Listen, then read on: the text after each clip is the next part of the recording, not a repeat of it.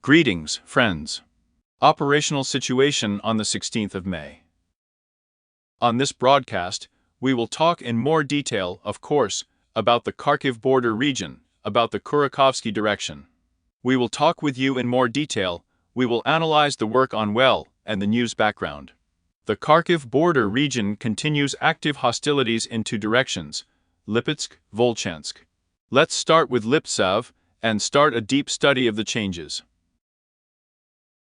Yesterday, footage was published where the AFU fighters counterattack positions on the territory of Dachas north of the village of Liptsi and capture Russian troops. What does this mean? The enemy managed to occupy the rest of the deep, and accordingly, there were attacks from the deep with small assault groups.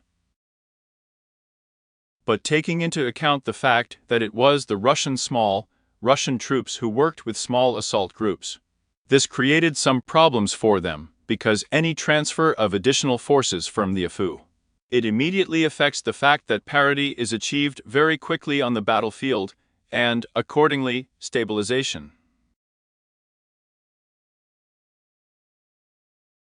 Therefore, we are adding a deep red zone and a gray one on the territory of Dachas. As for the Dachas in general, they failed to gain a foothold, they managed to knock out. Although the situation was a little worse from what we are now showing on deep promotion. And accordingly, there were 2 points in the Dachas. Therefore, it succeeded. Yesterday, we didn't have an evening broadcast with you, so the situation would have been a little worse on the evening. For today, it looks like this, but it should be added that the fighting continues. The enemy, of course, will transfer additional forces and accumulate more substantial forces in the deep, in order to have further success. And small assault groups now simply cannot cope with the tasks that have been set, unless they will attack seriously with a wide coverage, but for this, they need to get more positions to the west and southwest of the settlement of Lukinsy, which is not present today. We do not fix. We proceed further to the Volchansk direction. Let's analyze a few points. The first one is a Bukrovatka and an old woman.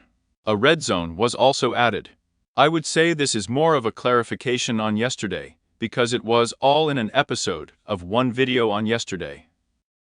It means that they managed to take one intersection and advance to the second intersection. They caught onto a building there in Bugrovak itself. Therefore, a red zone has been added. Well, it continues, if we are already talking about today, further pressure from the enemy continues. He has some advantage in the form of a forest area, which is located north of both Staritsa and Bugrovka, and accordingly, there is also some movement of the enemy and attacks along it. Well, I would say the attacks are no longer the main ones, but these are flanking ones. Because the main emphasis is already on advancing along the hillock itself. Active fighting continues. On Lupus, I will comment on the situation with you in a little more detail. Today, the footage was published in the hospital area. Active fighting takes place approximately in this area. The enemy is conducting assault operations.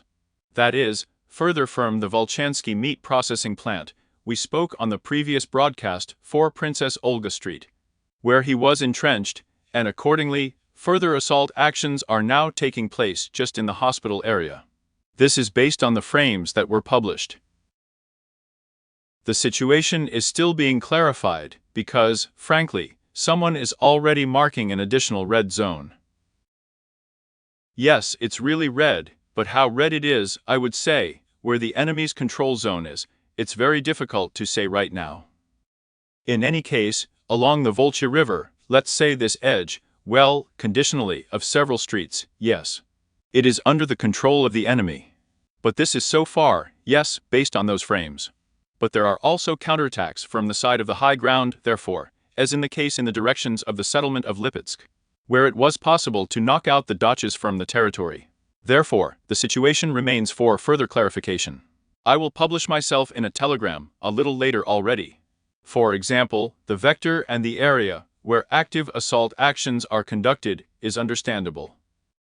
As for the northern part further, not only the northwestern, but the northernmost, The enemy is also conducting active assault operations, attacking both from the territory of the Volchansk meat processing plant and from the territory of a small landing that we have north of the settlement, and, accordingly, the road leading to Volchansk itself.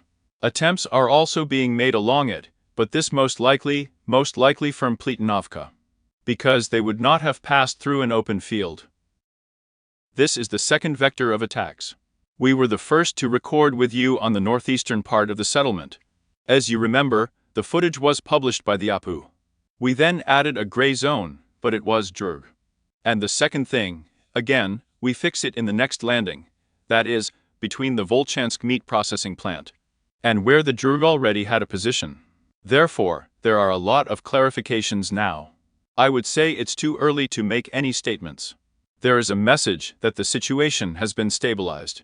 I would not say such things yet, because, well, if in a short time, for some couple of hours, yes, they stabilized. But the enemy, it must be remembered, has reserves that he has not yet used. Whether it will work, time will tell.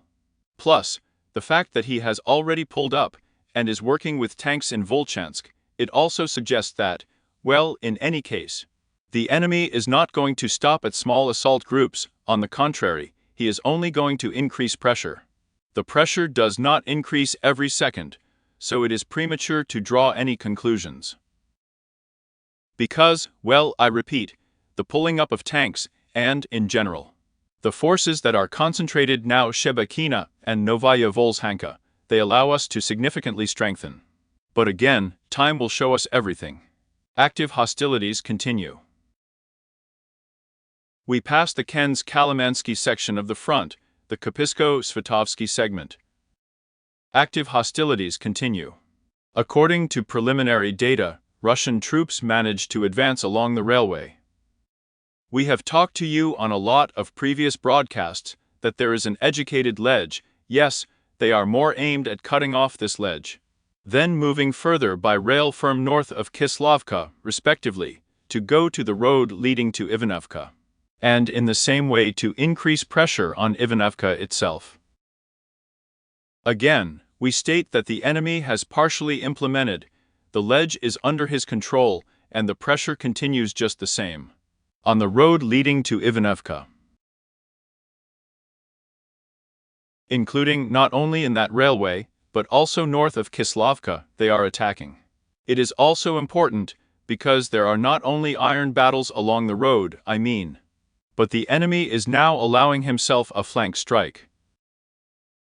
Therefore, the pressure on Ivanovka will increase in the near future. And as you can see, we have already said a lot that we do not consider anything in the short term, only in the medium term, well, and for a long time.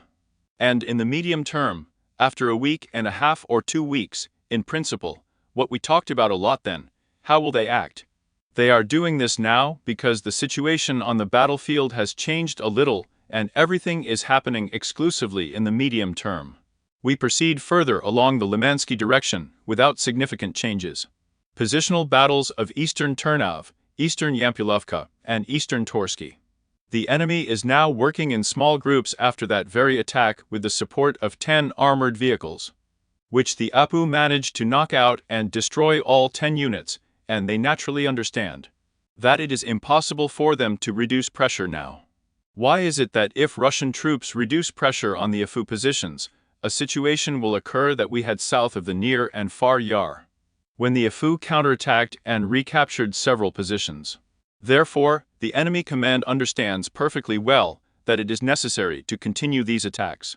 Otherwise the APU will get more advantageous positions, and, accordingly, then, having acted at a disadvantage, the positions of the Russian troops will turn out to be, which are just the same with us Yar Laptov and the round beam.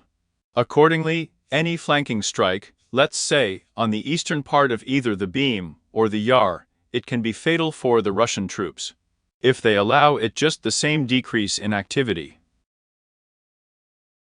Therefore, they maintain activity, but without significant changes. Moving on. In the Sacer direction, we have no changes, in the Pokrovsky direction without any changes. Heavy fighting continues in the Kurakhovsky direction in Krasnogorskrovka. We do not record any significant changes. The enemy is now transferring forces, continuing this transfer, which we talked about 2 days ago, in order to begin, so to speak, an even greater assault on positions, with a wider coverage, as he planned.